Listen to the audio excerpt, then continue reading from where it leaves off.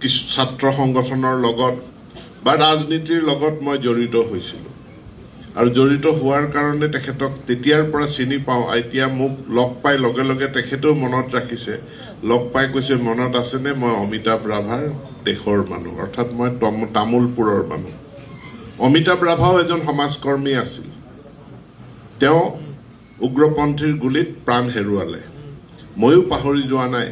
আৰু যি পদুম বাহাদুৰ চৌহান ডাঙৰীয়াও যে তেখেতক পাহৰি যোৱা নাই আৰু ইয়াতে এই অনুষ্ঠানতে ক'লে মই অমিতাভ ৰাভাৰ দেশৰ মানুহ, মই আপোনালৈ বহুত প্ৰণাম জনাইছোঁ।